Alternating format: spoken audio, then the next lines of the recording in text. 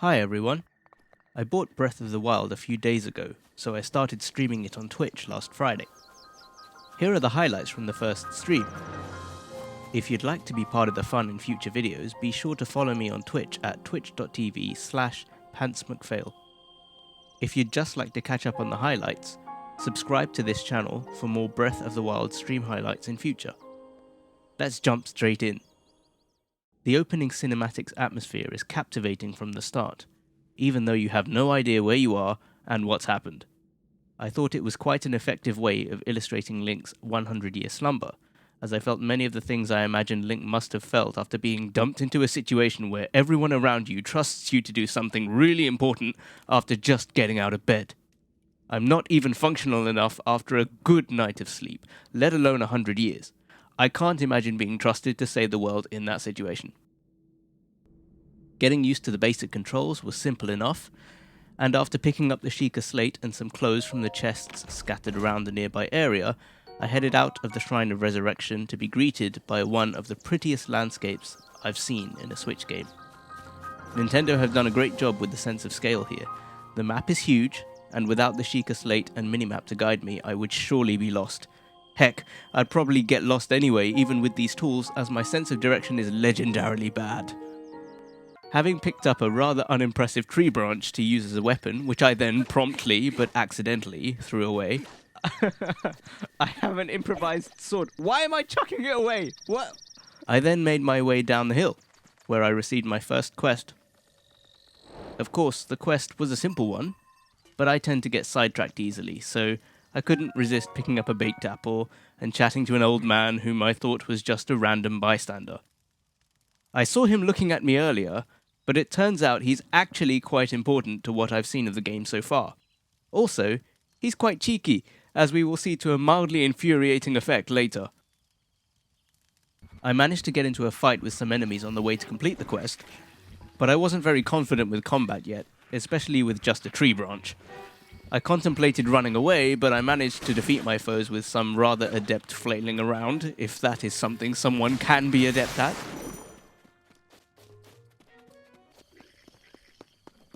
Who on earth are these people? After encountering more enemies that I chose not to fight due to the threat of being blown up. No! What the heck was that? I hastily made my way to my objective. It's clear to me that one thing I will need to do on my next stream is to take the time to explore the area more, and do some more gathering, especially for better and more varied weapons. The objective led to the discovery of the Great Plateau Tower. From its vantage point, I learned that I need to fight some sort of beast. Suddenly, I found myself contemplating suicide instead of having to fight that thing. Thankfully, I decided against it at the last minute, but still had plenty of trouble trying to get down from there. How do I get down from here? What? That? Nevertheless, I somehow survived, and the ever-present old man then swooped in on a glider to teach me more about what these towers are and why they are important, as well as the name of the beast, Calamity Ganon. Still feeling like a bit of a chicken, I decide not to answer the old man's question about whether I would be going to the castle, only to find that I am actually going to the castle anyway. Eventually. Oh well. When the old man mentions his paraglider, I decided to use the more polite of the conversation options. Hand it over. What kind of rude person would say that? Just like, gimme, I want it now. No, I'm not going to be that rude. And had to learn that I have to grab some treasure from a nearby shrine, but not before questioning why the old man knows something like that exists anyway. He seems to know a bit too much for some random dude living alone on a huge plateau. I would think such a place might house some sort of treasure, wouldn't you? No. How do you know this anyway? The Oman Owl Shrine contained a magnesis trial that I had to use a rune for. I had a bit of trouble controlling the magnesis, and getting through the trial was made way harder from some sort of mechanical spider thing trying to blast me to bits. I'm a dead man. But on my second attempt, I eventually managed to take out the annoying laser spider by ramming the huge block into it multiple times. I didn't really want to use my tree branches as I didn't have many, and they only dish out a few hits before breaking. I did try to squash the thing against the wall, but that didn't go so well. Die! Die! squash you against the wall. Why does that not work? So I had to settle for finishing it off with one of my tree branches anyway. No. Ah, right. Die. Die. I definitely wasn't expecting a relatively basic, non-boss battle to be that tense, as you can see from my heart rate. With the spider out of the way, the path was clear for me to go ahead and move the metal plate to make a bridge across the water, after a bit of struggling, of course. I also noticed a chest in the corner, but I didn't realize at the time that I could use the magnesis rune to bring it closer to me, so I had to go back into the shrine a second time to grab it.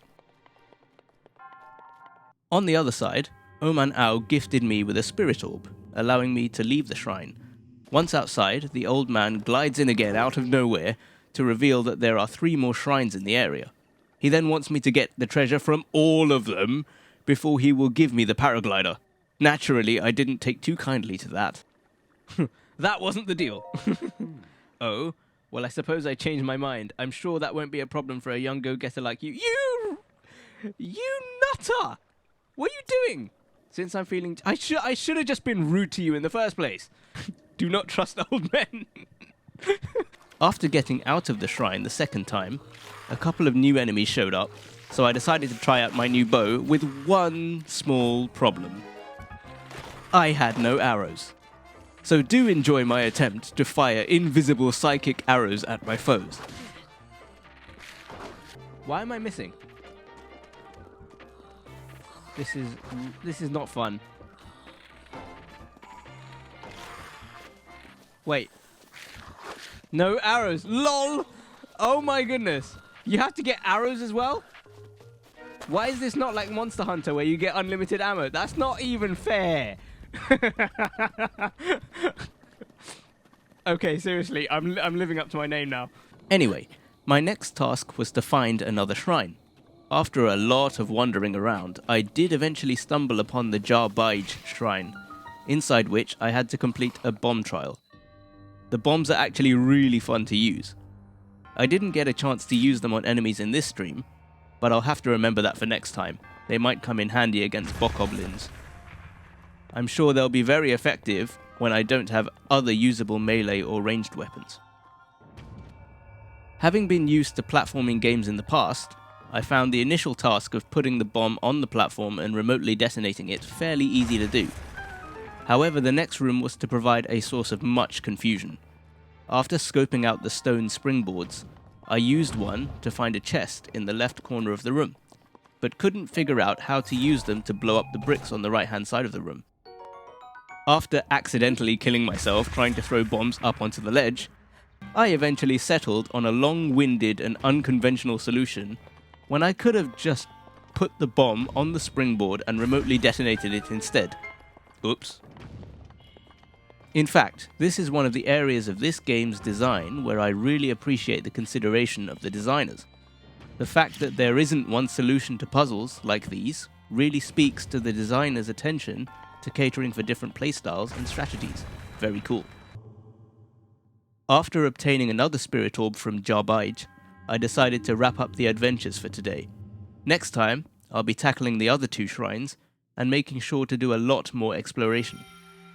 I have a feeling that there's plenty more I haven't seen yet, even in the places I have already been to. Pants McPhail here.